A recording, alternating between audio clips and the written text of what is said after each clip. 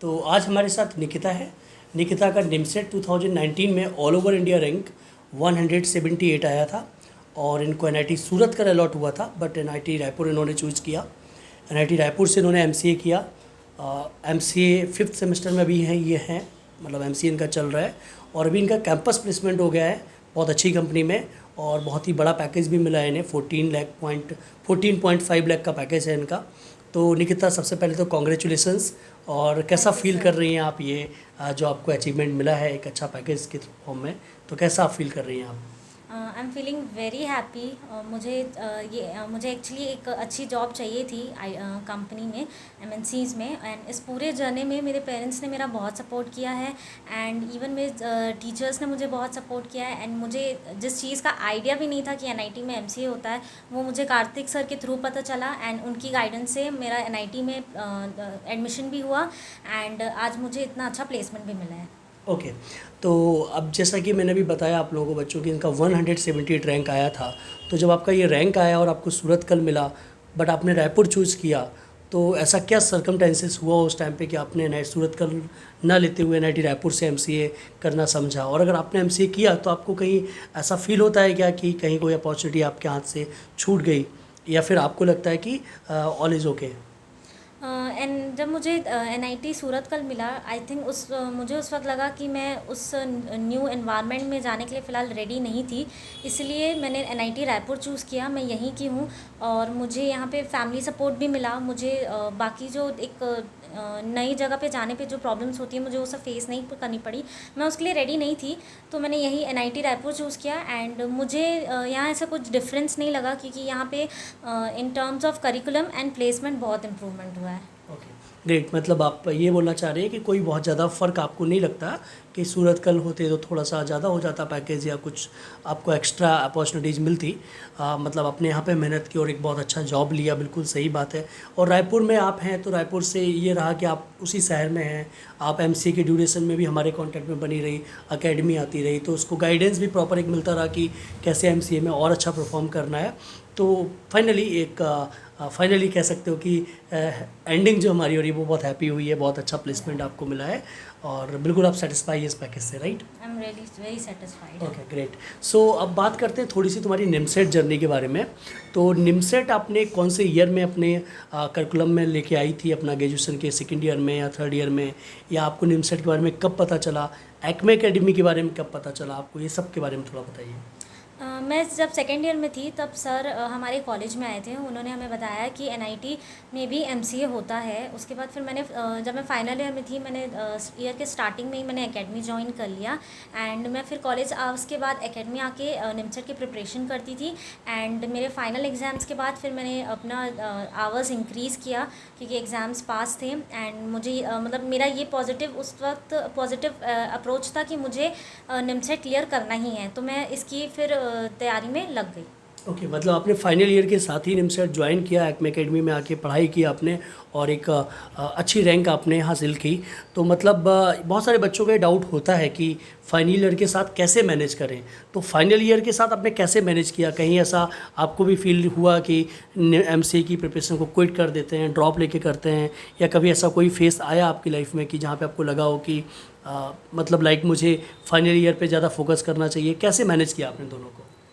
Drop लेना मेरे लिए कभी ऑप्शन नहीं था। मैं ड्रॉप नहीं ले सकती, ना मैं उसे अफोर्ड कर सकती हूँ और ना ही मैं इस चीज़ को एक्सेप्ट कर सकती हूँ। सो मैंने अपने मतलब मैंने ठान लिया कि नहीं, मुझे इसी ईयर में क्लियर करना है। और जब हमारा माइंड उस चीज़ को एक्सेप्ट कर लेता है कि हमें वही करना है, तो फिर हमारी जो एक्शंस है वो भी उसी तरह से हो जाते हैं। तो मैंने अपना टाइम मैनेज किया, अपनी प्रायोरिटी सेट की कि मुझे क्लियर करना है इसी ईयर में। एंड फिर मैंने जो मेरा एक्स्ट्रा टाइम था उसे मैं मैथ्स और एप्टीट्यूड वगैरह में देती थी। एंड मेरा जो कंप्यूटर पार्ट था वो मेरे ग्रेजुएशन के साथ ही कवर अप हो गया। हाँ, एग्जैक्टली। तो मतलब आपने कह सकते हो ग्रेजुएशन के साथ साथ आपने प्रायोरिटी दी कि किस टॉपिक को कब पढ़ना है, ग्रेजुएशन का कब पढ़ना है। एक सही मायने में टाइम आपने डिवाइड कर लिया, एक शेड्यूल फॉलो किया और उसको आपने पूरे एक फाइनल ईयर अपने 1 ईयर का कंप्लीट फॉलो किया और उससे आपको एक रैंक जनरेट हुई। बहुत ही बढ़िया। अब मुझे थोड़ा सा ये बताइए कि आपने एनआईटी रायपुर से जब एमसीए ज्वाइन किया तो एमसीए कैसा है एनआईटी रायपुर का, कोर्स कैसा है, एनआईटी रायपुर आपको कैसा लगा in terms of activities, in terms of other things, क्योंकि आपने अभी 2019 में ज्वाइन किया एनआईटी रायपुर को, और मुझे एनआईटी रायपुर छोड़े हुए काफ़ी टाइम हो गया इन टर्म्स ऑफ एमसीए। हालांकि मैं अभी भी एमसीए एनआईटी रायपुर का तो पार्ट हूँ इन पीएचडी। तो अभी एनआईटी रायपुर आपके अकॉर्डिंग क्या क्या इम्प्रूवमेंट हो गया एनआईटी रायपुर में, या कैसा आपको फील हुआ एनआईटी रायपुर में पढ़ने के बाद? In this case I must say I am lucky because इसी हमारे ही बैच से सब्जेक्ट्स अपडेट हुए हैं, न्यू टेक्नोलॉजीज़ ऐड हुई हैं एंड टीचर्स का भी हमें बहुत सपोर्ट मिला है। ओके अभी मतलब न्यू टेक्नोलॉजीज सब्जेक्ट में ऐड कर दिया है। ओके कौन कौन सी ऐसी टेक्नोलॉजीज़ हैं जो अभी ऐड कर दी गई हैं, जिससे आपके जो प्लेसमेंट है उसमें भी आपको हेल्प मिली? कौन कौन सी टेक्नोलॉजीज़ को अभी एनआईटी रायपुर ने एमसी में सिलेबस में इंक्लूड किया हुआ है? मशीन लर्निंग है, डेटा साइंस है, आर्टिफिशियल इंटेलिजेंस, डेटा स्ट्रक्चर्स पे हमें बहुत हेल्प किया गया ताकि हम उसमें प्रैक्टिस कर सकें। अच्छा मतलब जो भी कंपनी का डिमांडेबल सब्जेक्ट्स हैं, या जो कह सकते हो एडवांस सब्जेक्ट्स हैं, मशीन लर्निंग अभी बिल्कुल ये कह सकते हो कि इसका क्रेज चल रहा है, राइट? मतलब आर्टिफिशियल इंटेलिजेंस बहुत अच्छे हॉट टॉपिक्स हैं ये भी आईटी फील्ड के, क्लाउड कंप्यूटिंग। अच्छा ये सारे सब्जेक्ट्स अभी इंक्लूड कर दिए गए सिलेबस में, ये तो बहुत अच्छी बात है और इससे आपको बिल्कुल हेल्प भी मिली होगी डेफिनेटली। अच्छा तो अगर मैं कुछ बात करूँ एक्स्ट्रा करिकुलम्स की एनआईटी रायपुर में, कि क्या क्लब्स वगैरह हैं, लाइफ स्टाइल कैसा है, अदर चीज़ें आपको कैसा फ़ायदा मिला, उसमें क्या बेनिफिट मिला? एनआईटी रायपुर में जाके आई मस्ट से आपको बोर नहीं लगेगा, क्योंकि यहाँ पे हर टाइप का क्लब है, आप अपने इंटरेस्ट के अकॉर्डिंग किसी भी क्लब में ज्वाइन कर सकते हैं। मुझे डांस बहुत पसंद है तो मैंने नृत्यम ज्वाइन किया, एंड मुझे लोगों की हेल्प करना पसंद है तो मैंने एनएसएस ज्वाइन किया। एंड उसके अलावा आप अपने टेक्नोलॉजी से रिलेटेड भी क्लब्स ज्वाइन कर सकते हैं, जैसे टेक्नोक्रेसी है, टेडेक्स है, उससे भी आपको बहुत हेल्पफुल होता है। ओके मतलब आप जिस फील्ड में आपको इंटरेस्ट है उस फील्ड का आप ज्वाइन कर सकते हो। लाइक स्पोर्ट्स में है तो आप स्पोर्ट्स का कर सकते हो, और टेक्नोलॉजी में है तो टेक्नोक्रेसी ज्वाइन कर सकते हो, सिंगिंग में नृत्यम, डांसिंग में नृत्यम। ओके ग्रेट, ये मतलब काफ़ी अच्छी चीज़ है कि बच्चों को पढ़ाई के साथ साथ ये कुछ एक्स्ट्रा एक्टिविटीज़ के लिए भी क्लब्स मिलते हैं। बहुत ही बढ़िया। अब आप अपने थोड़े से कंपनी के बारे में बताइए, किस कंपनी में आपका प्लेसमेंट हुआ है, क्या पैकेज? तो मैंने बता ही दिया आपका काफ़ी अच्छा पैकेज है 14.5 लाख का। तो क्या कंपनी का क्या प्रोफाइल है और कहाँ पर ये लोकेटेड है? मेरा placement Optum United health group में हुआ है, and it's a technology based health care solution unit of United health group of India.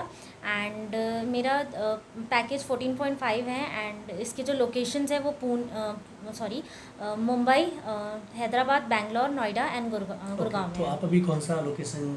मेरा प्रेफर्ड लोकेशन मुंबई और हैदराबाद। ओके मुंबई या हैदराबाद में से आप ज्वाइन करना चाह रहे हैं। ग्रेट।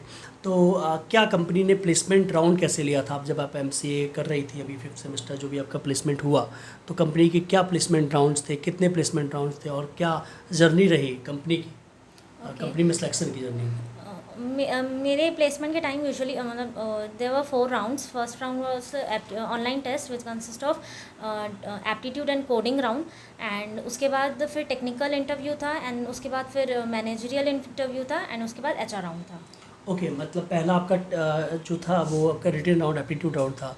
तो इसमें जनरली क्या आपको किस तरीके के क्वेश्चंस पूछे गए थे? इसमें आपसे एप्टीट्यूड, लॉजिकल रीजनिंग एंड एक कोडिंग क्वेश्चन, एक या 2 कोडिंग क्वेश्चन तो रहता ही है हर टेस्ट में। मतलब इसमें जो जनरली निमसेट का एप्टीट्यूड, रीजनिंग और मैथमेटिक्स है वही था, और 1-2 क्वेश्चन कोडिंग के अगेंस्ट थे। मतलब निमसेट में जो आपने पढ़ाई की थी एप्टीट्यूड, रीजनिंग की, वो आपके प्लेसमेंट में भी आपको हेल्प किया। ओके ये बहुत अच्छी बात है। जो बच्चे निमसेट की प्रिपरेशन कर रहे हैं तो उनको ये बहुत अच्छा लगेगा सुन के कि फर्स्ट राउंड जो आपका है वो जनरली आपके निमसेट की सिलेबस का पार्ट है।